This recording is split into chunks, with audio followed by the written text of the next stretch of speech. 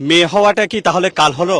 11 বছর বয়সী এই আফরিনের এই মেয়েটা 26শে মার্চ সকাল 11টার দিকে ঘর থেকে বের হয়ে নিখোঁজ হয় এবং 28শে মার্চ তার লাশ উদ্ধার করেছে চট্টগ্রামের হাটহাজারী মডেল থানা পুলিশ।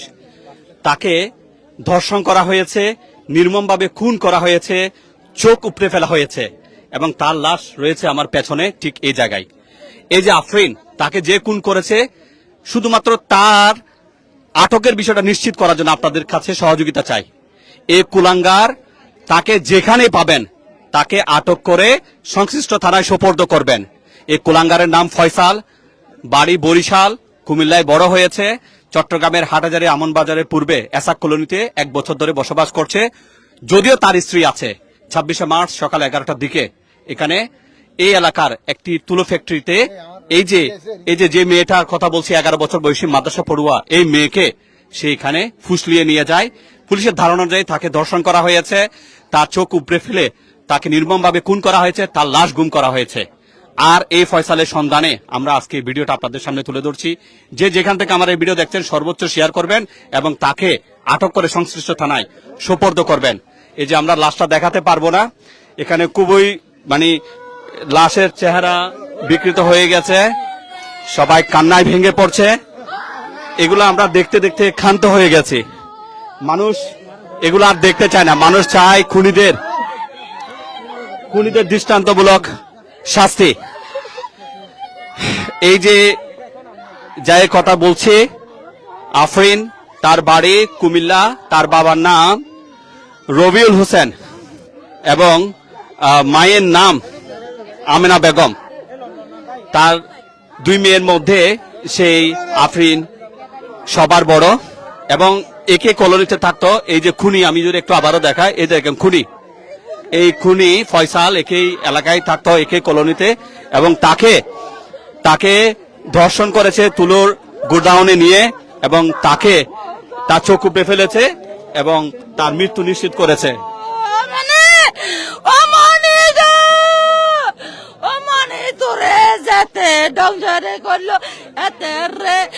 আমি বাইলে চক তুলি চারিদিন কোপাই আমি এরকম। সবাই এই ঘটনায় খুনি ফয়সালকে আটক করে বিচারের মুখোমুখির দাবি জানাচ্ছে।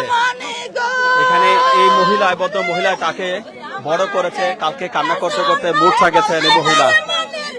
এদিকে মা, বাবা তো প্রতিবন্ধী, মা একটা সুতোর ফ্যাক্টরিতে চাকরি করে এবং সেদিন এই 26শে মার্চ সকাল 11টার দিকে স্বাধীনতা দিবসের সময় এই ঘটনাটা ঘটে। সবাই এখানে খুনির বিচার চাচ্ছে, খুনি ফয়সালের বিচার চাচ্ছে।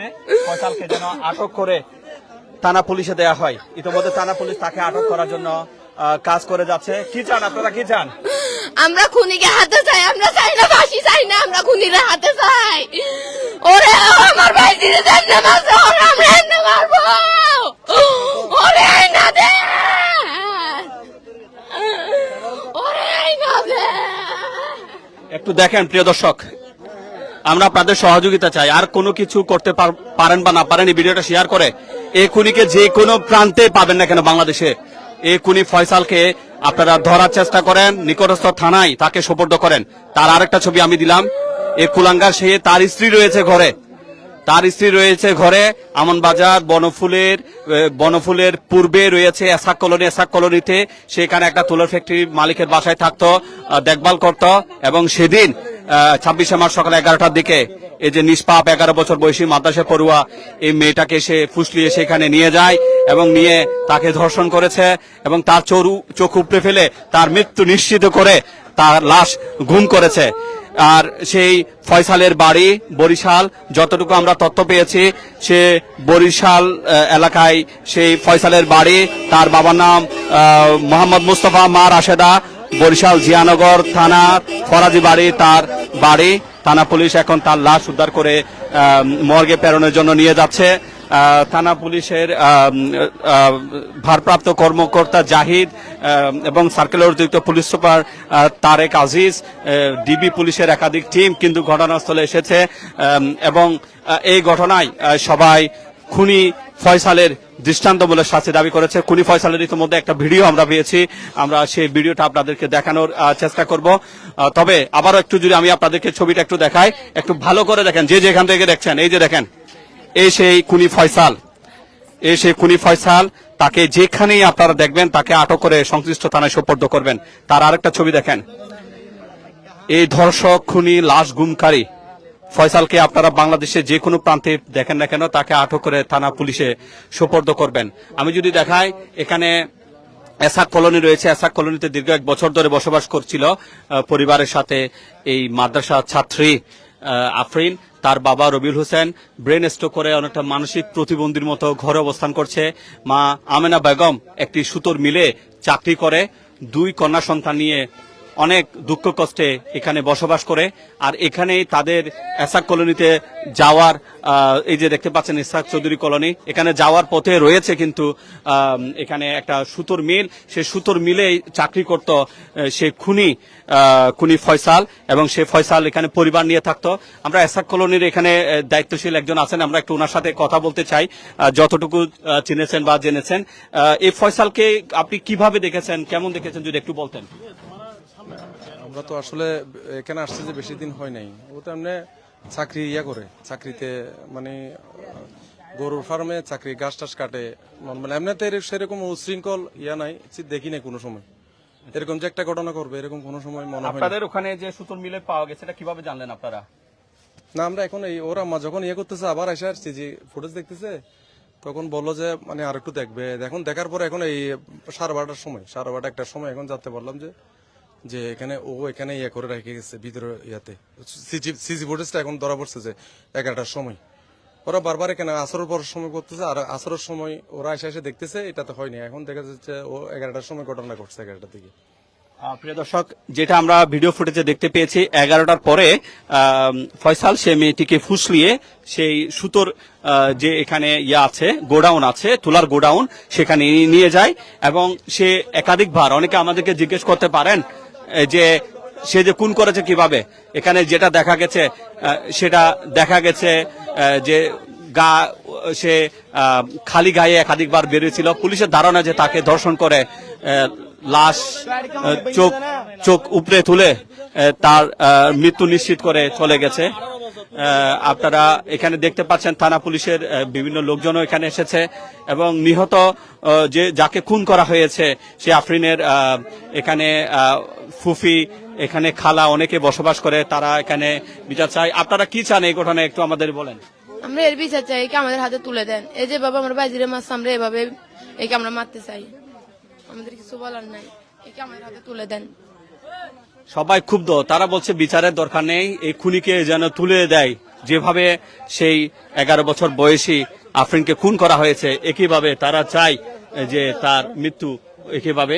আমরা এখানে দেখতে পাচ্ছি থানা পুলিশের ভারপ্রাপ্ত কর্মকর্তা এখানে জাহিদ, তিনিও রয়েছেন। আমরা ওনার কাছে আমরা জানতে চাইবো। আমরা যতটুকু জানতে পেরেছি থানার ভারপ্রাপ্ত কর্মকর্তা, আপনারা এই বিষয়ে কতটুকু আগাচ্ছেন যদি আমাদেরকে একটু বলতেন, বা কি জানতে পেরেছেন? হ্যাঁ, আমরা এখন এইটার মানে সুরতল রিপোর্ট প্রস্তুত করেছি, এবং এটা আমরা ময়নাতদন্তের জন্য আমরা চট্টগ্রাম মেডিকেল কলেজে পাঠাবো, এবং পরবর্তী আইনগত ব্যবস্থা কার্যকর গ্রহণ করবো। আর খুনিকে ধরার বিষয়ে আপনারা কতদূর? হ্যাঁ, আমাদের টিম কাজ করতেছে, আমার দেখা যাক। থানার ভারপ্রাপ্ত কর্মকর্তা জাহিদ, তিনি যেমনটা জানিয়েছেন, আমরাও দেখতে পেয়েছি পুলিশের একাধিক টিম, ডিবি পুলিশ, তারপরে সার্কেল অতিরিক্ত পুলিশ সুপার এবং পুলিশের বিভিন্ন ইউনিটগুলো কাজ করছে। এই ঘটনায় মূল অভিযুক্ত যাকে আমি বারবার দেখাচ্ছি, মূলত আমার ভিডিওর উদ্দেশ্য হচ্ছে শুধু এই যে এই খুনিকে, ধর্ষক, খুনি, লাশ গুমকারী এই ফয়সালকে আপনারা যেখানে দেখেন না কেন তাকে আপনারা সংশ্লিষ্ট থানায় আটক করে সোপর্দ করবেন। এই খুনি সে নিজে বিয়ে করেছে, তার ঘরে বউ রেখেছে, তার অন্তঃসত্ত্বা বউ আছে, কিন্তু সে 26শে মার্চ সকাল 11টার দিকে আমরা পরবর্তী ভিডিওটা আপলোড করব, চেষ্টা করবো ইনশাল্লাহ এখানে, এবং সেখানে সে মেয়েটাকে সেই তুলোর যে এখানে গোদাম রয়েছে সেখানে নিয়ে যায় এবং সেখানে নিয়ে আমরা চেহারাটা যেভাবে দেখতে পেয়েছি, মুখটা থেতলে গেছে, চোখ উপড়ে ফেলা হয়েছে এবং আলামত দেখে পুলিশ যে জিনিসটা ধারণা করছে যে আসলে সেই ছোট্ট মেয়েটিকে দর্শন করার পরে তার মৃত্যু নিশ্চিত করেছে। এবং এই খুনি ফয়সাল কিন্তু আবার সেই মেয়েটিকে খোঁজার জন্য, কারণ তারা একই কলোনিতে থাকতো, খোঁজার জন্য বিভিন্ন পাবলিসিটিতে সে গেছে। এবং খুনি ফয়সালের বাড়ি বরিশালে, তার বাড়ি হচ্ছে বরিশাল জিয়ানগর থানার ফরাজি বাড়ি। তার বাবা মৃত মোহাম্মদ মুস্তাফা, মা রাশেদা।